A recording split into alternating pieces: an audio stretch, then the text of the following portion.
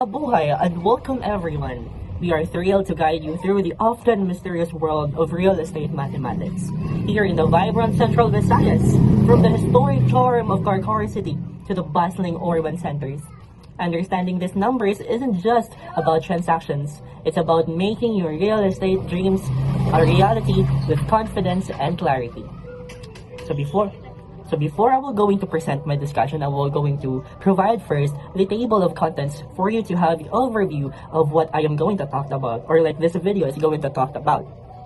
First is our team. This is where I will going to introduce and you can see our faces of the group or of the squad.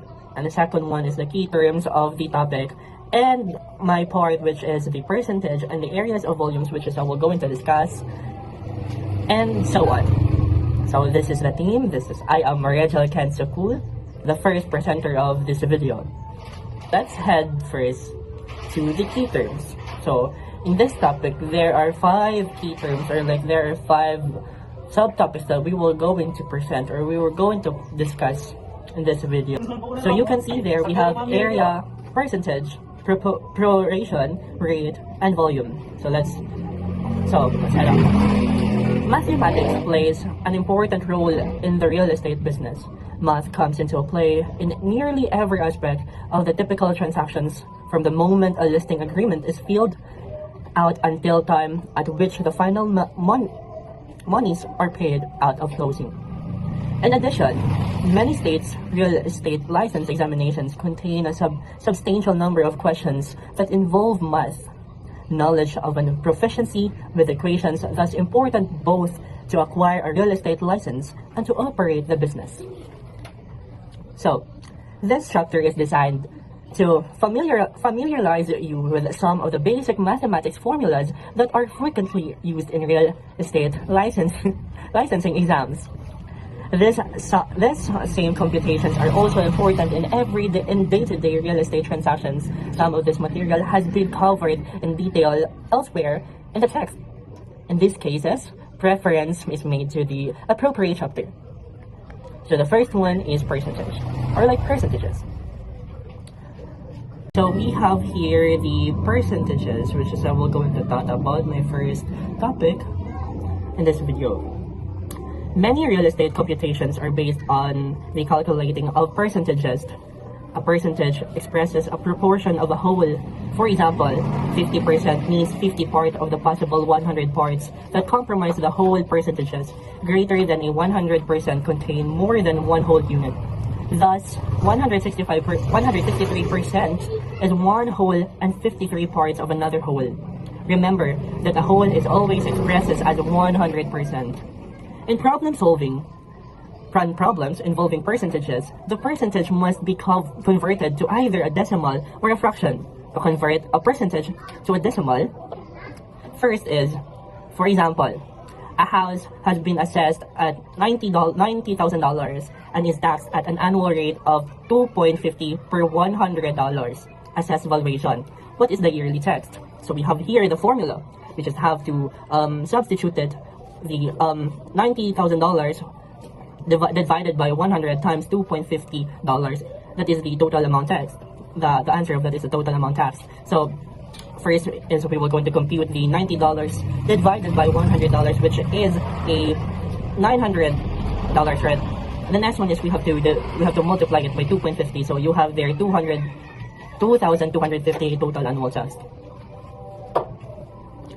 So in areas and volumes, people in the real estate profession must know how to compute the areas of a parcel of land or figure that amount of living area in a house.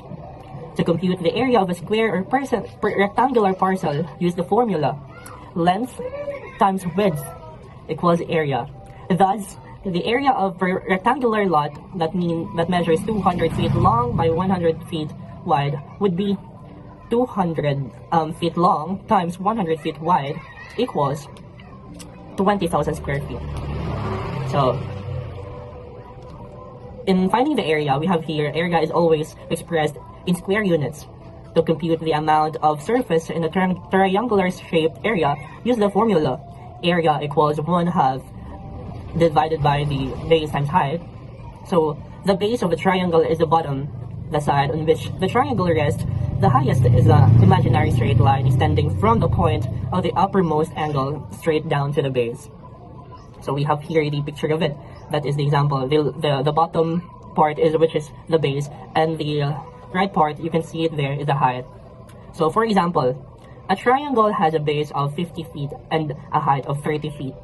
What is the area? So what again? The formula is, here is the formula. We have here 1/2 divided by the feet times the 50 feet times 30 feet, which is the base and the height, that is equivalent to area in square feet. So like we have there, we have to substitute and solve the numbers. So we have there, we come up into 750 square feet. So that is the area in square feet if you have a base of 50 feet and 30 feet in height. So moving on, we are here to move to the, like how to move the decimal places to the left and drop the percent sign. Thus, here, we will going to provide a simple, so in areas and volumes, how to move the decimal into two places to the left and drop the percent sign. So we will going to provide you a simple recap of the lessons that we had back then when we are still in the senior high school. So did you remember this? When you have a 60%, you will going to move the decimal point to the left. So in 60%, we have here is equal to 0.6, and in 7% we have here is equal to 7.7, while in 175% is we have there is 1.75. So here, to exchange the percentage to a fraction, place the percentage over 100. For example, this is here, 50% is equal to 50 divided by 100. So like you just have to place the percentage over 100, just like this 115% is 115 divided by 100 or over 100. So percentage problems contain three elements. What are these? This is percentage, total, and part. To determine a specific percentage of a whole, multiply the percentage by the whole. This is illustrated by the following formula. So this is the formula. Percent times whole equals part. So if you have 5% there and the whole is 200, so you have just to times it. That is equivalent to 10. The next one is, for example, a broker is to receive a 7% commission on the sale of a $100 houses. What will the broker's commission be? So you just have to substitute this 7% into decimal. So we have there 0.7 and times 100 per $100,000. That is the whole. Is the commission, the broker's commission is equal to $7,000.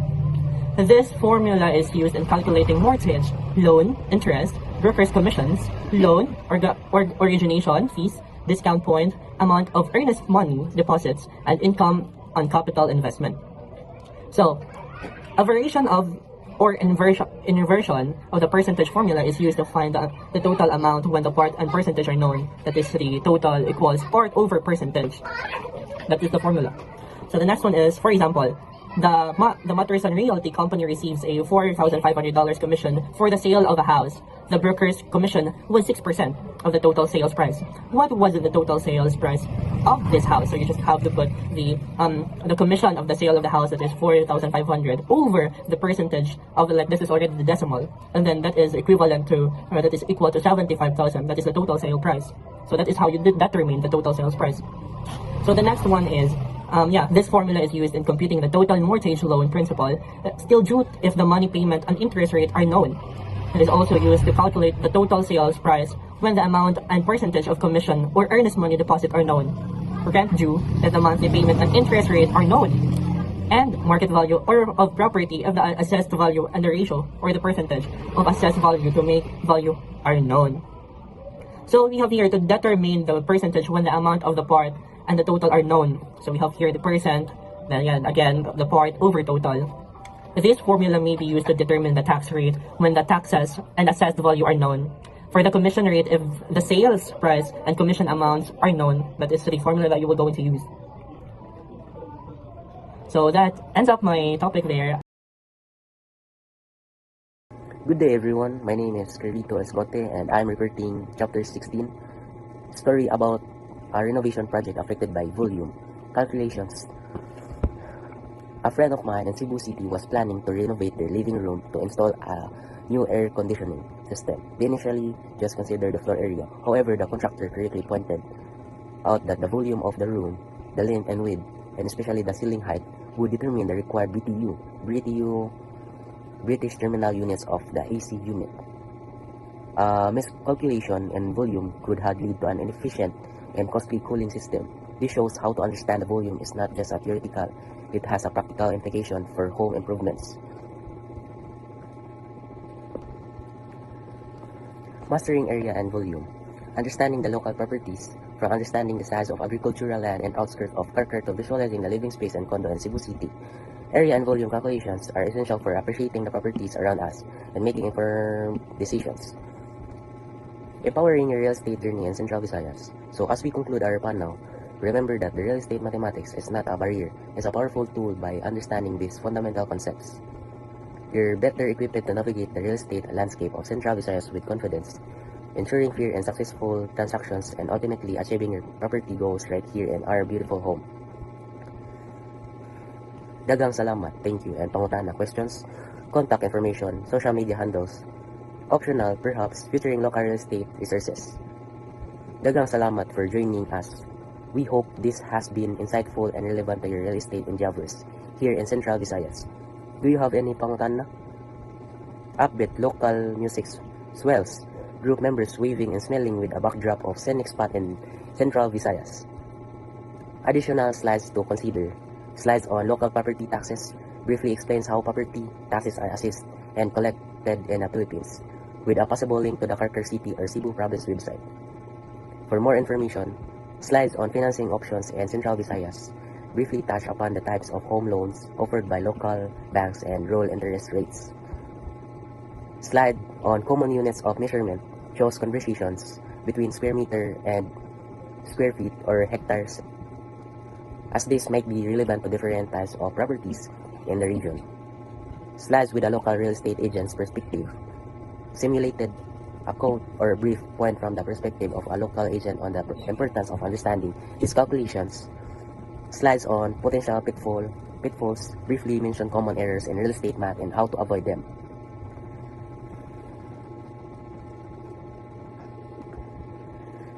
Areas and volumes to determine the percentage when the amounts of the part and the total known.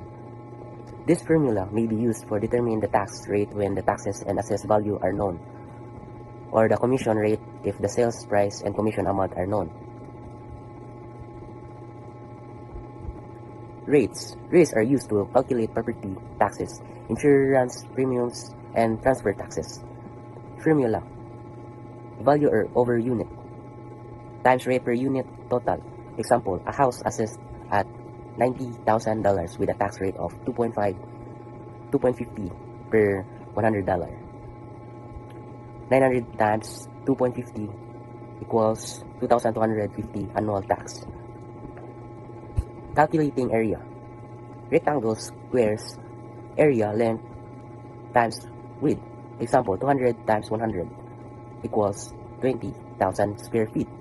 Triangles, one area, 2 times base times height. Example, 50 times 30 equals, divide 2 equals 750 square feet. Regular shapes. Divide the shapes into regular shapes. Rectangles, triangles. Calculate each area separately and then sum them. Irregular shapes. Divide the shape into regular shapes. Rectangles, triangles. Calculate each area separately and then sum them. Example, hallway divided into rectangle. 16 times 6 equals to 90 square feet. Triangle, 4 times 6 divide equals 12 square feet. Total area, 96 plus 12 equals 108 square feet. Volume is used for enclosed includes spaces. Volume is used for enclosed space, airspace in a room. Not detailed in examples but important for 3D measurements. Preparations. Preparations are common in real estate closing to fairly divide expenses like taxes and insurance between the buyer and seller.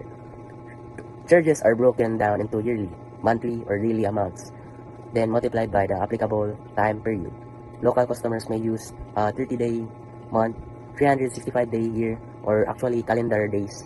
For example, if a 3-year prepaid insurance policy costs $450 and the property sells partway through, the unearned portion is credited back to the seller. Closing is to figure out the number of year, months, and days not yet paid of the policy from the date of closing as follows. Use up as the closing date. This done by subtracting the starting date of the policy from the date of closing as follows. Closing is to figure out the number of year, months, and days not yet paid of the policy from the date of closing as follows. Use up as of the closing date. This done by subtracting the starting date of the policy from the date of closing as follows. Or 1 year, 5 months, and 11 days unearned. Then the yearly, monthly, and daily breakdowns of the premium amount are determined. Remember to carry all the computations to 3 decimal places until the final figure is reached. Then round off the yearly charge nearest penny. First divided the premium amount by the 3 to determine the yearly charge. Next, divide the yearly charge by 12 to determine the monthly premium. Assuming your area computes such charges on the basis of 30-day monthly, divided the monthly charge by 30 arrive at the daily premium. Finally, you must multiply the yearly, monthly, and daily premium amounts by the appropriate amount of year, months, and days to determine the unearned amount to be prorated. Summary. Similar computations are used to prorate other items at the closing. For a more detailed discussion of closing statement computation, refer to Chapter 15. Mathematical computations are used in nearly every aspect of the real estate business and are included in many states' real estate license examinations. Problems that contain percentage involves 3 elements: percentage, total, and part. To find specific part of a whole, multiply the percentage by the whole. A rate is a cost of an item expressed as a particular cost per unit. Property taxes, transfer taxes, and insurance premiums are usually expressed as rates. To determine a operation for a prepaid or accrued item, the charge must be broken down into yearly, monthly, and or daily amounts, then multiplied by the appropriate number of years, months, and or days prorated. To determine appropriation for prepaid or accrued item, the charge must be broken down into yearly, monthly, and or daily amounts, then multiplied by the appropriate number of years, months, and or days to be prorated. That's all. Thank you.